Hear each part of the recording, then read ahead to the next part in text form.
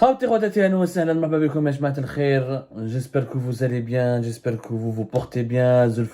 Salam alaikum. Ahlan wa sahlan bikum. Nous sommes le 6 novembre 2023 et nous avons pu confirmer une information, je dirais importante, même pour beaucoup de nos compatriotes. Elle ne va pas changer leur quotidien, alors qu'elle devrait peut-être avoir un impact direct sur leur quotidien. Mais c'est une information qui a du poids parce qu'elle indique un certain changement dans la manière avec laquelle Abdelmadjid Tebboune a envie de terminer son premier mandat présidentiel et avec laquelle il doit se préparer aussi, la manière avec laquelle il veut se préparer pour les prochaines élections présidentielles. Alors, Abdelmadjid Tebboune, après avoir effectué une première visite le 29 octobre dernier à Djelfa, la prochaine étape de Abdelmadjid Tebboune en tant que président de la République dans une visite de terrain et d'inspection, ça sera la wilaya de Tindouf. Nous avons pu confirmer donc au cours de nos investigations que dans les prochains jours, la présidence algérienne va annoncer ou l'a organisé une visite d'Abdelmadjid Tebboune à Tindouf, probablement selon nos sources, mais rien n'a été encore confirmé officiellement. Nous sommes aujourd'hui le lundi, Balak à partir de mardi ou là, après-demain mercredi, il va y avoir une annonce officielle où là, le départ de Abdelmadjid Tebboune à Tindouf pour une deuxième visite de terrain après la wilaya de Djelfa. Abdelmadjid Tebboune va aller à Tindouf pour rompre avec la monotonie de sa gouvernance et l'une des défaillances majeures de son premier mandat présidentiel qui est son absence catégorique et quasi permanente du terrain. Voilà, enfin Abdelmadjid Tebboune part sur le terrain. Il a choisi la wilaya de Djelfa, l'une des wilayas l'une des 5-6 wilayas les plus peuplées du pays et la plus importante wilaya de l'intérieur du pays. Tindouf, c'est une wilaya symbolique, stratégique. C'est une wilaya malheureusement une région hyper militarisée parce qu'elle est à la frontière marocaine. C'est une région qui nous rappelle toujours le conflit algéro-marocain depuis la guerre des sables au Rouah. C'est une région qui abrite les camps de réfugiés de la population sahraouie, du Sahara occidental, le fameux conflit qui empoisonne le Maghreb et qui empoisonne particulièrement les relations algéro-marocaines et qui alimente le conflit algéro-marocain en permanence depuis les années 70. C'est une région aussi importante parce que c'est là où Abdelmadjid Tebboune a voulu lancer l'un de ses projets industriels les plus importants, les plus stratégiques de son mandat. C'est le fameux projet de l'exploitation des mines de fer de Rarj Bilet. Alors, on va parler petit à petit. Tebboune, à travers ses visites de terrain, Tindouf n'est qu'une étape parmi tant d'autres. D'ici la fin de l'année, il y aura d'autres wilayas. D'ici début des élections présidentielles, d'ici la campagne électorale des élections présidentielles de décembre 2024, Abdelmadjid Tebboune va réinvestir le terrain. Et Abdelmadjid Tebboune, son objectif maintenant, il est clair, rattraper tout ce qu'il a pu ne pas faire, tout ce qu'il n'a pas pu faire, tout ce qu'il n'a pas fait, ou il a rattrapé tout le temps perdu en 2020, depuis le début de son mandat présidentiel, et corriger cette défaillance majeure qui est son absence sur le terrain.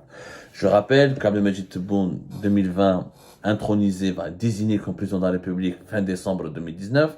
2020, il y avait la pandémie de la Covid. Le Hirak ne s'était pas arrêté jusqu'au début de la pandémie de la Covid en mars 2020. Ensuite, il est tombé gravement malade. Fin septembre 2020, il chope le coronavirus Covid-19.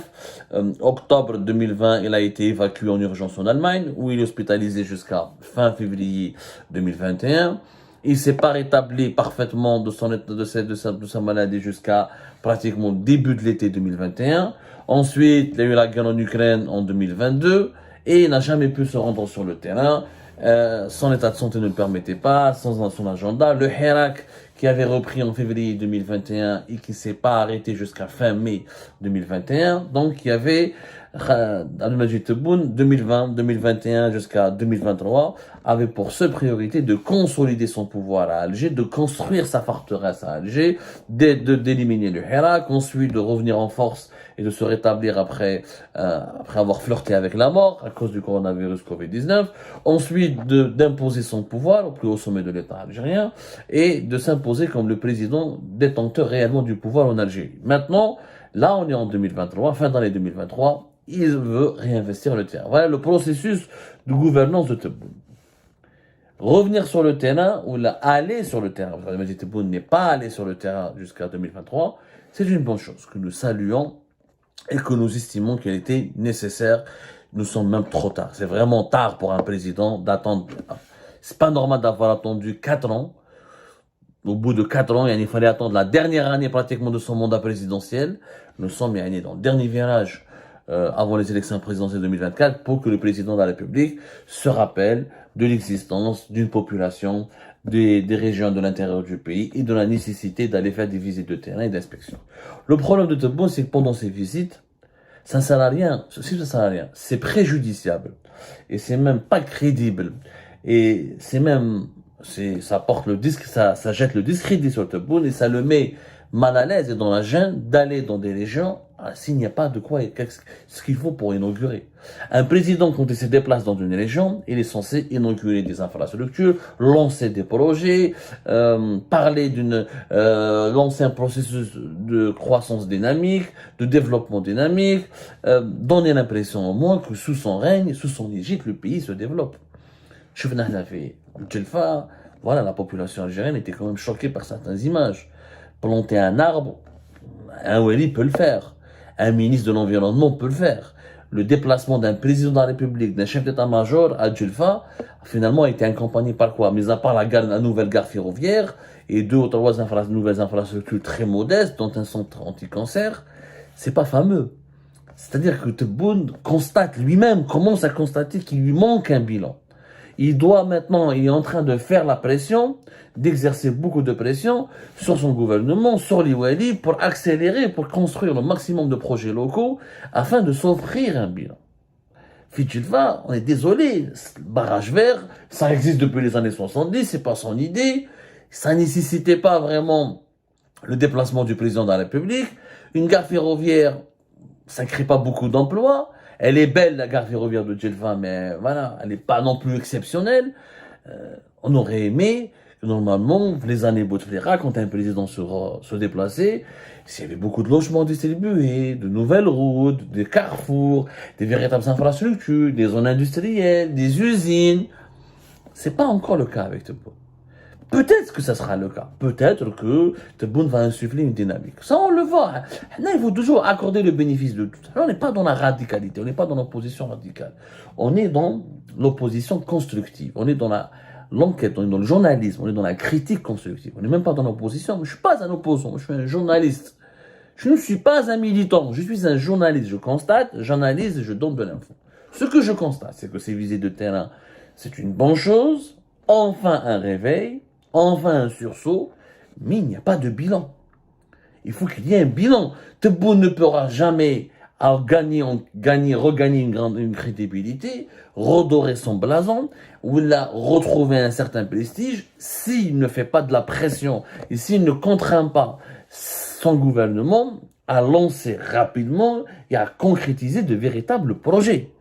Comme un exemple, Tebboune كان واحد تندوف, واش كاين في تندوف? Combien de logements ADN seront construits? Est-ce qu'il y a une zone industrielle à Tindouf? Est-ce qu'il y a des hôpitaux qui vont être inaugurés à Tindouf? Est-ce qu'il y a une nouvelle ville à Tindouf? Le seul projet, c'est Kharj Bilad. Or, Kharj Bilad est un projet utopique. Tous les économistes les plus sérieux, Igor Lekbele, c'est un projet qui est utopique. Depuis 2021, on parle de Kharj Bilad. Kharj Bilad qui a été lancé officiellement en 2022. Alors, Kharj Bilad, c'est quoi son intérêt?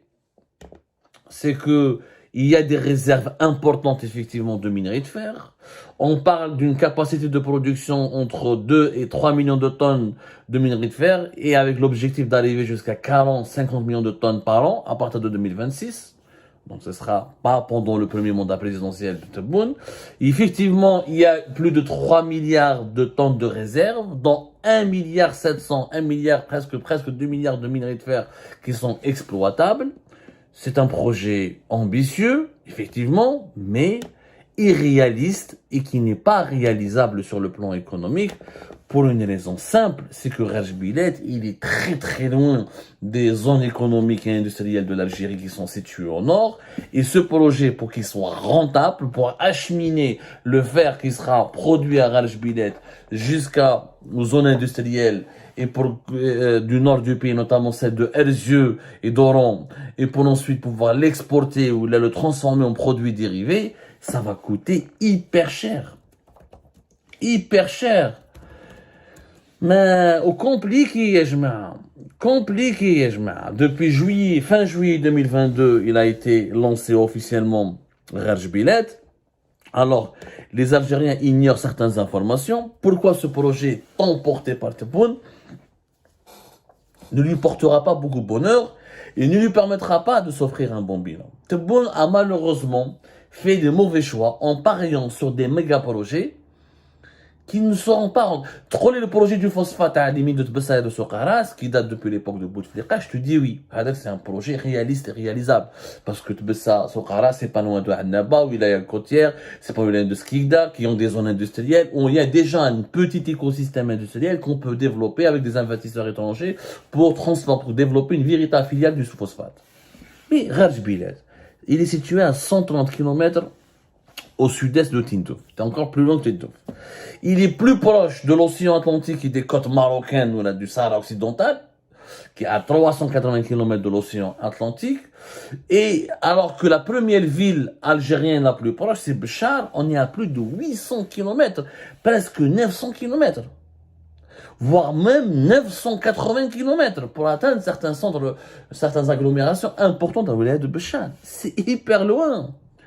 C'est hyper loin. En plus, c'est un relief. La topographie du terrain, elle est compliquée. C'est 400-600 mètres au-dessus du niveau de la mer.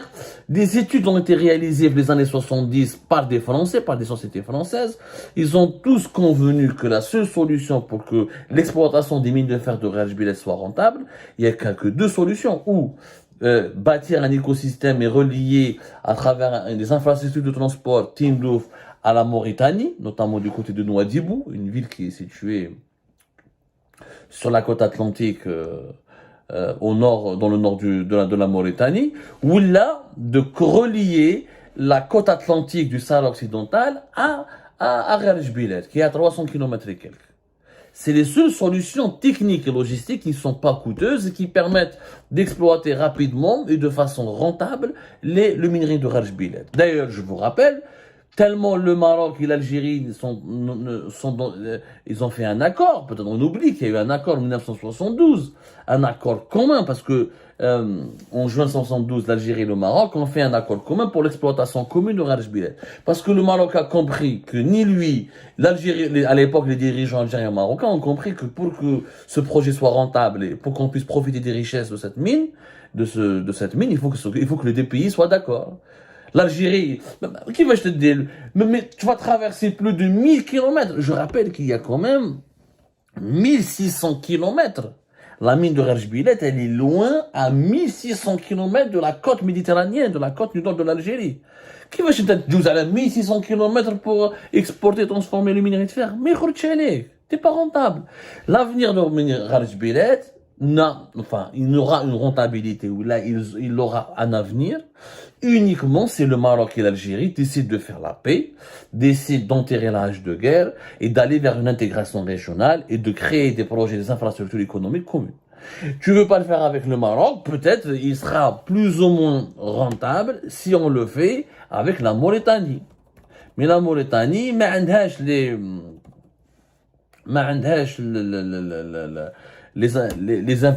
capacité financière. Elle n'a pas de capacité financière encore, etc. Mais voilà, il y a encore, Nouadhibou, c'est très loin, c'est 2000 km, la même chose. Mais la nature du relief, la topographie, si la Mauritanie investit avec l'Algérie, etc., ça sera possible.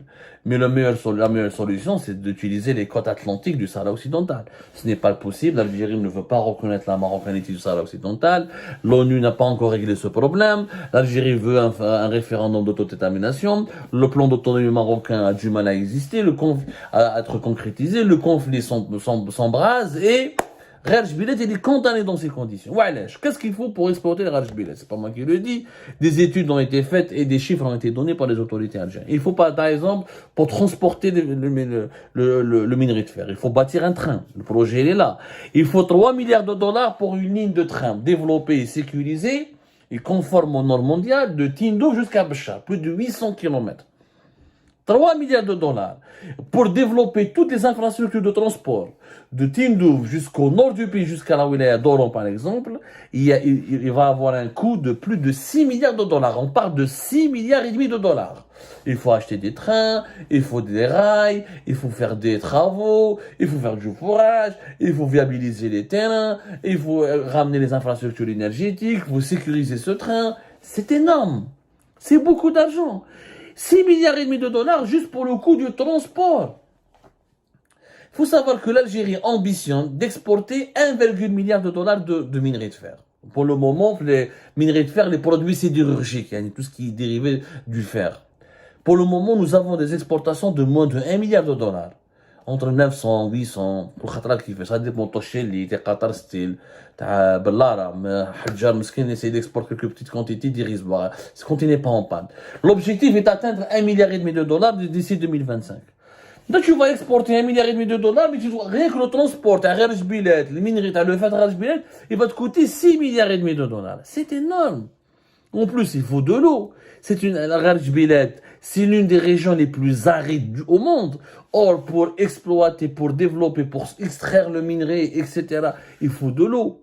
Pour développer un écosystème local, il faut au moins 4,5 milliards de dollars pour rendre l'extraction possible du minerai de fer et pour son utilisation, pour récupérer ce qu'on peut récupérer dans la réserve de la mine de Rajbilet. C'est énorme. C'est énorme, il y a d'autres problèmes techniques, au-delà du coût financier. Ils ont fait appel aux Chinois, etc. Parce que le projet d'Arrajbilet fait 3 phases. La première phase, ligne de fer, la ligne de chemin de fer, le train. Tindouf Béchar. Où il y a une unité pilote d'exploitation de la mine. La deuxième phase, c'est 2024-2027. Lancement d'une production de 2 à 4 millions de tonnes par an. C'est pas beaucoup.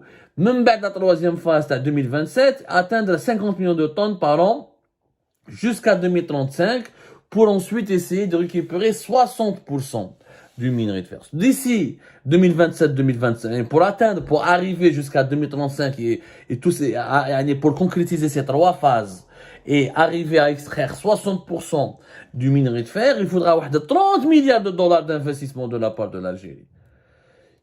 C'est un projet fou. C'est pour ça que nous disons que Tebboune a غلطوا فيك يا Tebboune.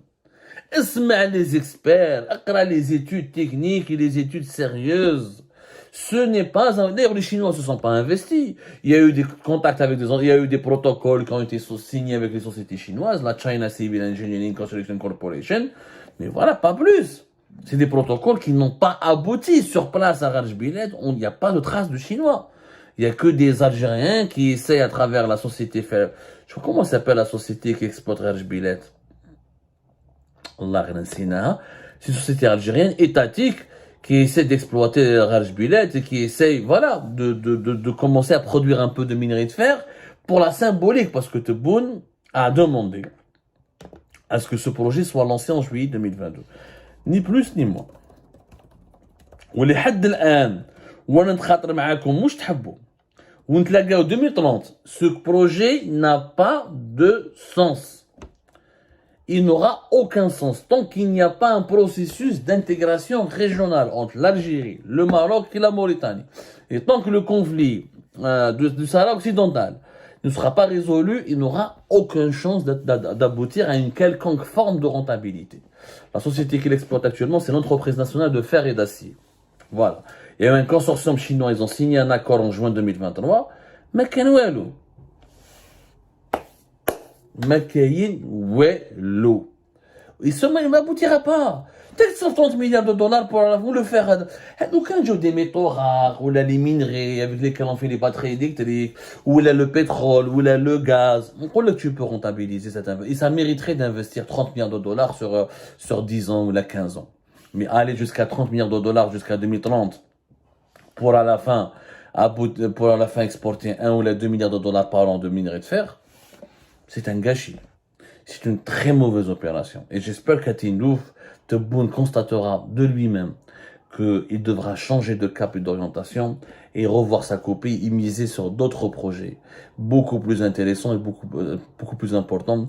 Et l'Algérie ne manque pas de potentialité ailleurs, dans d'autres domaines, les énergies renouvelables notamment, ou dans d'autres champs pétroliers et gaziers ailleurs, dans d'autres régions du sud du pays, ou revenir par exemple se concentrer sur le projet de phosphatier de Tbessa, qui est lui beaucoup plus stratégique et qui sera beaucoup plus porteur d'opportunités que la Rajbilet.